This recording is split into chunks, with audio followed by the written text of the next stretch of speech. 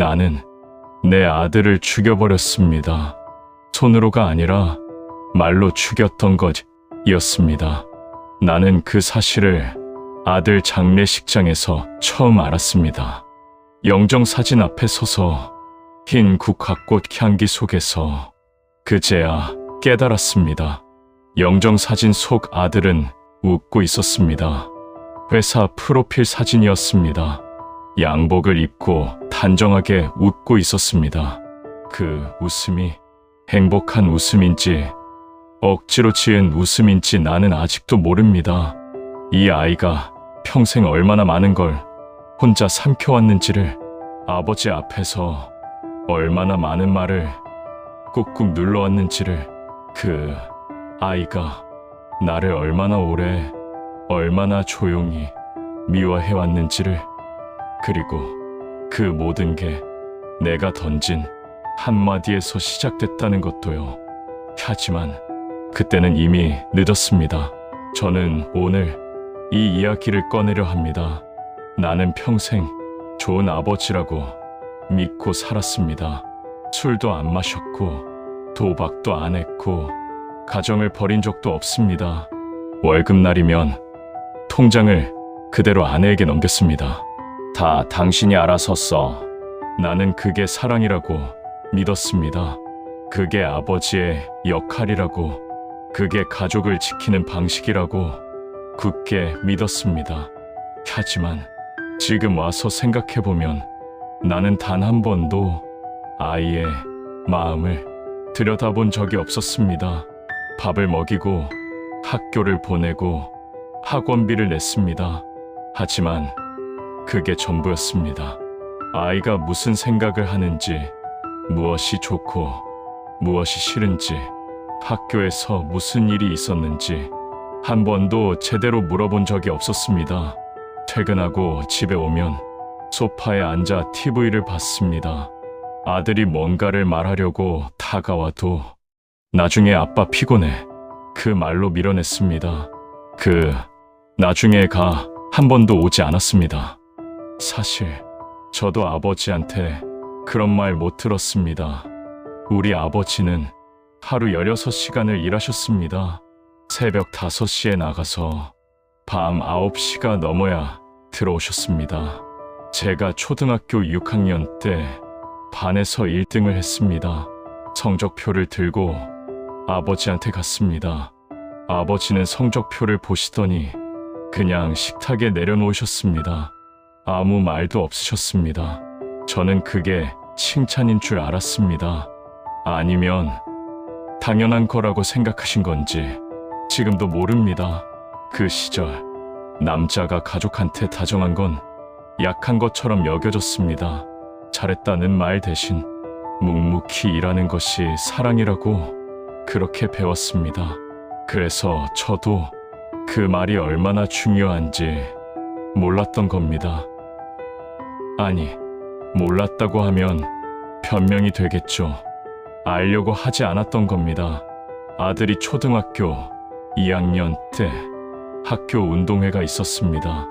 아들이 3주 전부터 달리기 연습을 했습니다. 매일 저녁 현관 앞에서 혼자 뛰고 또 뛰었습니다. 구두를 신고 서류 가방을 들고 퇴근하면 아들이 현관에서 뛰고 있었습니다. 아빠, 봐봐. 나 빨라지지 않았어? 나는 가방을 내려놓으며 잘한다 한마디 하고 지나쳤습니다. 바라보지는 않았습니다. 운동회 날 아침, 아들이 눈을 반짝이며 말했습니다. 아빠, 오늘 꼭 와. 내가 달리는 거 봐줘. 나는 바쁘면 못 갈 수도 있어. 그날 나는 가지 않았습니다. 그 다음 해도 한 번도 가지 않았습니다. 아내가 나중에 말해줬습니다. 운동회 날 아들이 결승선을 통과하고 나서 제일 먼저 관중석을 봤다고 합니다. 아빠가 있는지 없다는 걸 확인하고 나서 그냥 고개를 숙였다고 합니다. 그 자리에서 조용히 혼자 숨을 골랐다고 합니다. 집에 돌아온 아들이 아빠 왜 안 왔어? 라고 묻지 않았다고 합니다. 그냥 가방을 내려놓고 방으로 들어갔다고 합니다. 두 번째 해도 세 번째 해도 그랬다고 합니다. 더 이상 기대하지 않기로 했겠죠. 그때는 몰랐습니다. 그게 마지막 기회였다는 걸. 아들이 중학교 1학년이었을 때입니다. 그날 학교에서 전화가 왔습니다. 아들이 쉬는 시간에 다른 아이와 싸웠다고, 상대 아이 코피가 났다고 했습니다. 나는 일을 접고 학교로 달려갔습니다. 담임 선생님 앞에서 머리를 숙이고 상대 부모님께 사과를 하고 아들을 데리고 집으로 왔습니다. 상대 부모님이 나가면서 말했습니다. 애를 어떻게 키우신 거예요? 그 말이 귓속에 박혔습니다. 차 안에서 아들은 조수석에 앉아 창밖을 봤습니다. 아무 말도 하지 않았습니다. 나는 운전대를 잡고 속에서 무언가 끌어올랐습니다. 창피함인지 분노인지 아니면 다른 무언가인지 구별이 되지 않았습니다. 하지만 솔직히 말하면 그 끌어오름의 절반은 아들을 향한 게 아니었습니다.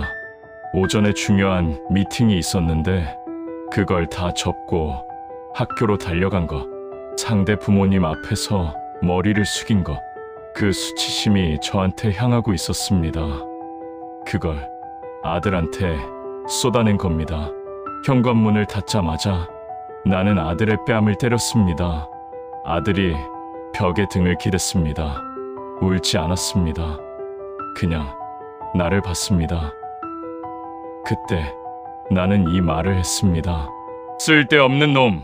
그게 전부였습니다. 더 이상 아무 말도 하지 않았습니다. 방으로 들어가 버렸습니다. 그 눈빛은 분노도 아니었고 슬픔도 아니었습니다. 아, 그렇구나. 그걸 확인한 눈빛이었습니다.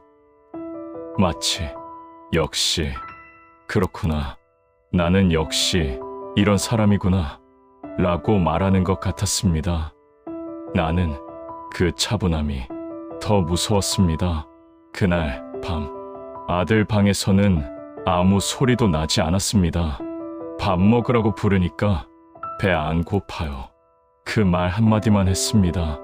나는 그래 하고 넘어갔습니다. 그날 밤 아들이 뭘 했는지 모릅니다. 울었는지 멍하니 앉아 있었는지 아니면 이미 포기를 결심했는지 아무것도 모릅니다. 그날 이후 아들은 다시 돌아오지 않았습니다. 몸은 그 집에 살았지만 마음은 이미 떠났습니다. 아들이 고등학생이 됐을 때 어느 날 밤 아내가 울었습니다.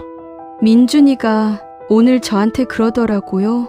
엄마, 나 이 집에 있어도 되는 거야? 나는 그 말을 듣고도 그런 말 왜 해? 라고만 했습니다. 아들 방에 가서 한마디도 하지 않았습니다. 나는 말했습니다. 사춘기야. 아내가 말했습니다. 여보, 민준이 좀 봐줘. 요즘 밥도 잘 안 먹고 표정이 너무 어두워. 나는 신문을 넘기며 말했습니다. 그냥 둬. 사춘기 때 다 그래. 그 말을 하던 순간 나는 아들 방 쪽을 한 번도 쳐다보지 않았습니다. 아이는 도움을 요청하고 있었는데 나는 그걸 원래 그런 것으로 분류해버렸습니다. 고등학교 때 아들이 진로 때문에 고민이 많았습니다. 어느 날 아들이 말했습니다. 아빠, 나 사실 미술하고 싶어. 나는 말했습니다. 미술로 먹고 살 수 있냐? 그런 거 하지 말고 공부나 해. 아들은 아무 말도 하지 않았습니다. 그 이후로 아들은 그런 말을 꺼내지 않았습니다. 하고 싶은 것도 힘든 것도 아무것도 말하지 않았습니다. 그 아이는 그렇게 혼자가 됐습니다. 집 안에 있으면서 가장 외로운 사람이 됐습니다. 그 선택이 제 인생을 무너뜨렸습니다. 시간은 흘렀습니다. 아들은 결국 잘 컸습니다. 좋은 대학, 좋은 직장, 나는 생각했습니다. 그래도 내가 잘 키웠네. 사실 아들이 회사에 들어갔을 때 아들한테 전화를 했습니다. 고생했다. 전화기 너머로 잠깐 침묵이 있었습니다. 그리고 아들이 말했습니다. 네, 그게 전부였습니다. 나는 그 침묵의 의미를 그때는 몰랐습니다. 명절에 아들이 오면 친척들 앞에서 자랑을 했습니다. 아들은 그 자리에서 웃었습니다. 아무 말도 하지 않고 그냥 웃었습니다. 나는 그게 행복한 미소인 줄 알았습니다. 지금 생각해보면 그건 포기한 사람의 미소였습니다. 더 이상 기대하지 않기로 한 사람의 조용한 체념이었습니다. 한 번은 친척 어른이 아들한테 물었습니다. 너 요즘 행복하냐? 아들은 잠깐 침묵하더니 뭐 그냥 살죠. 그렇게 말했습니다. 나는 그 말을 듣고도 저 나이 때 다 그래 라고 했습니다. 하지만 그건 착각이었습니다.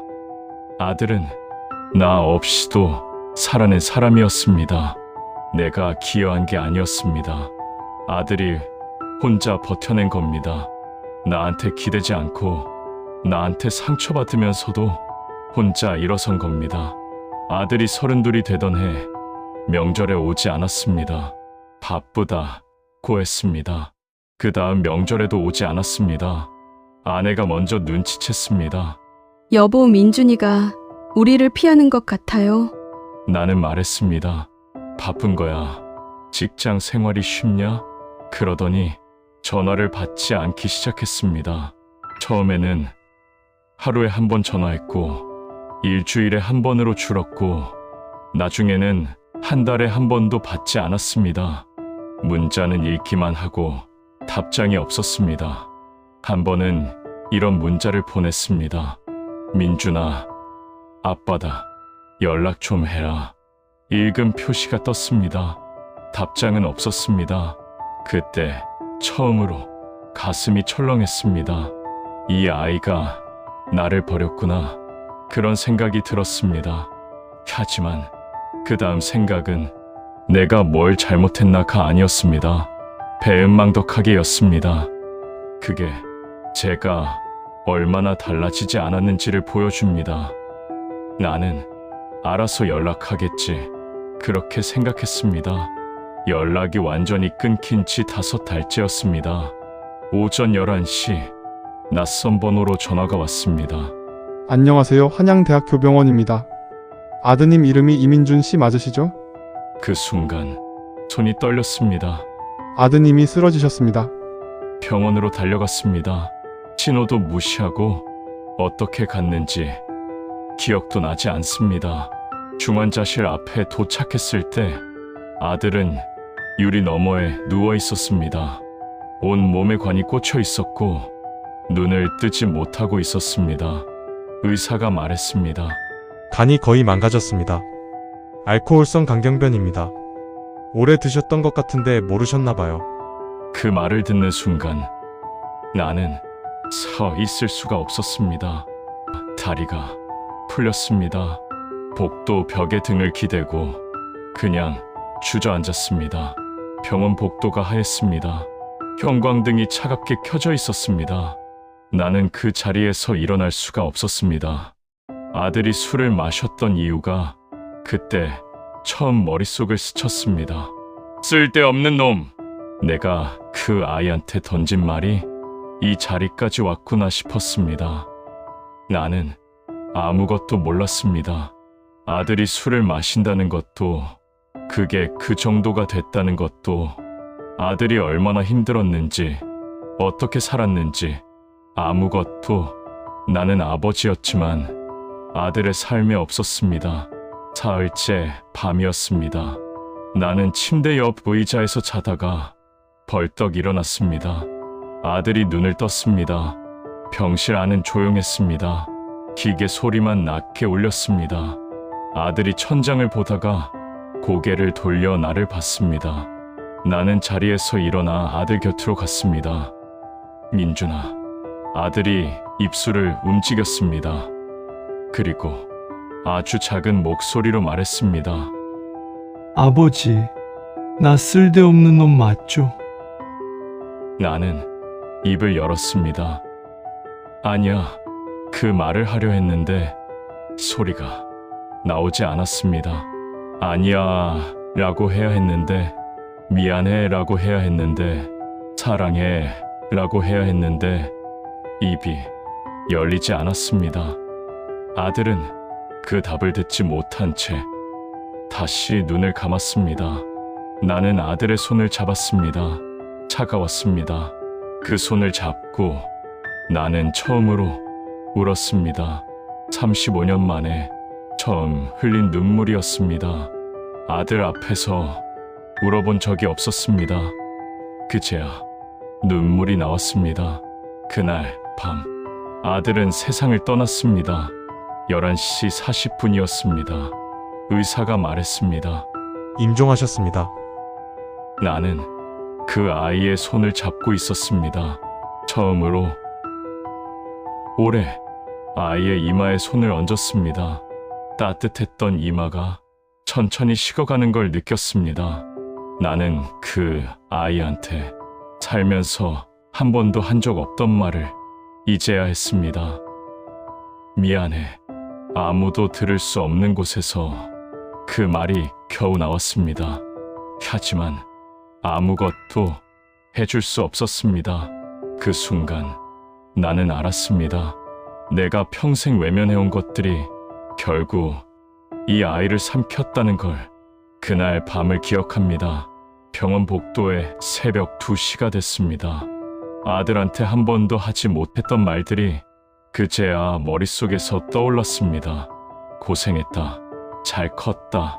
아빠가 미안해. 35년 동안 한 번도 못한 말들이 너무 늦게 왔습니다. 장례식이 끝나고 사흘째 되던 날, 아들이 살던 원룸을 비우러 갔습니다.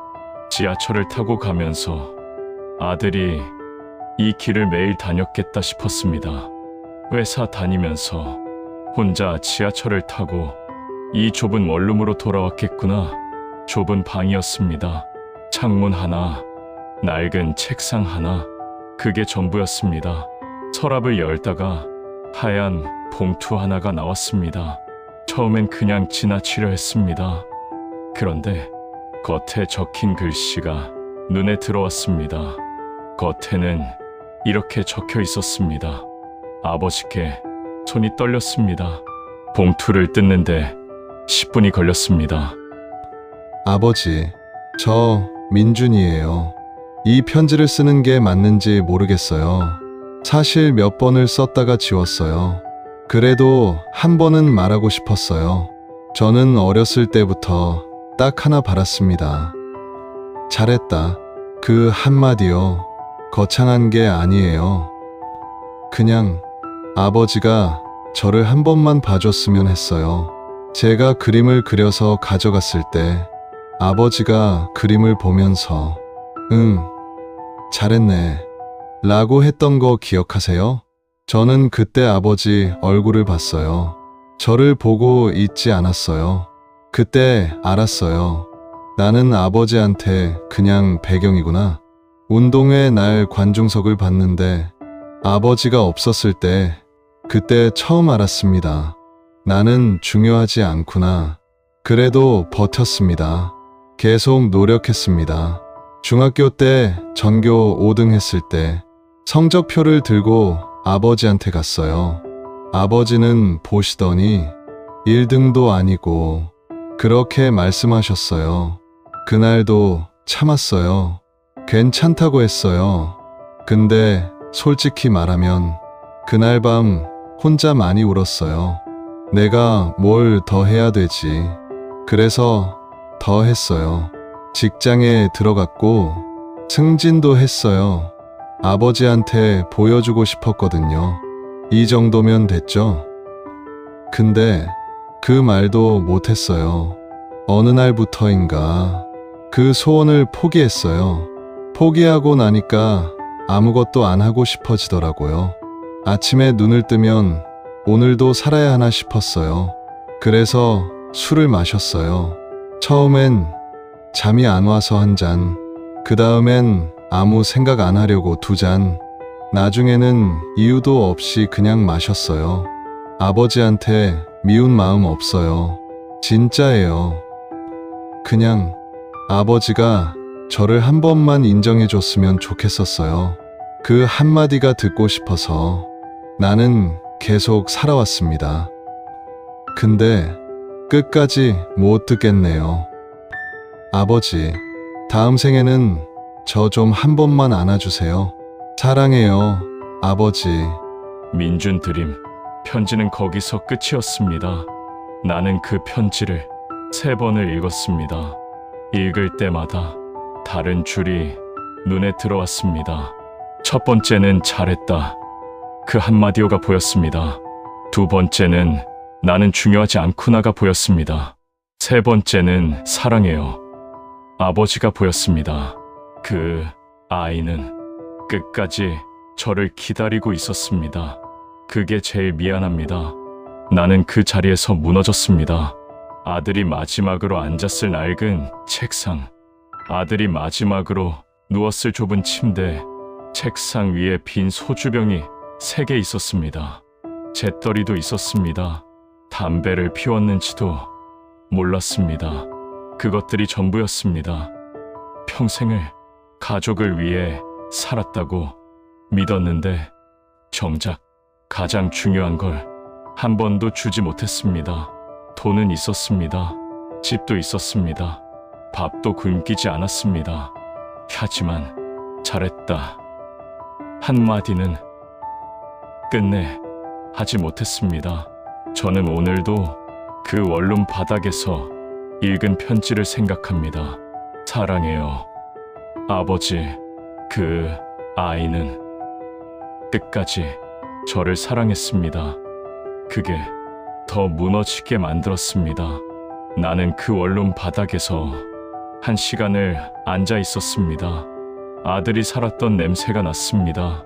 담배 냄새, 음식 냄새. 아들이 이 공간에서 혼자 밥을 먹고 혼자 잠을 자고 혼자 울었겠구나 싶었습니다. 그 옆에 나는 없었습니다. 전화 한 통, 문자 한 통이면 됐는데 민준아, 잘 지내냐? 밥은 먹고 다니냐? 그 말 한마디가 그렇게 어려웠습니다. 이제 와서 후회해도 아무 소용이 없다는 걸 압니다. 하지만 여러분한테만큼은 말하고 싶었습니다. 지금 곁에 있는 사람이 여러분의 한마디를 기다리고 있을 수 있습니다. 말하지 않아도 알겠지 하지 마세요. 모릅니다. 직접 말해줘야 압니다. 당연히 알겠지. 말 안 해도 느끼겠지. 그 생각이 가장 위험합니다. 저는 오늘 이 이야기를 하는 게 쉽지 않았습니다. 하지만 해야 했습니다. 왜냐하면 여러분 중에 지금 이 순간 아직 늦지 않은 분들이 계시기 때문입니다. 저는 이미 늦었습니다. 다시 돌아갈 수 없습니다. 하지만 여러분은 다릅니다. 지금 이 순간 여러분 곁에 누가 있으신가요? 아이인가요? 배우자인가요? 아니면 부모님인가요? 그 사람이 지금도 여러분을 기다리고 있을지 모릅니다. 말 한마디를 기다리고 있을지 모릅니다. 어쩌면 오늘도 그 사람은 여러분 얼굴을 보면서 오늘은 말해줄까 하고 기대했을 수 있습니다. 그냥 지나치지 마세요. 지금 이 영상을 보고 계신다면 오늘 딱 한마디만 해주세요. 잘했다. 그 한마디가 누군가를 살립니다.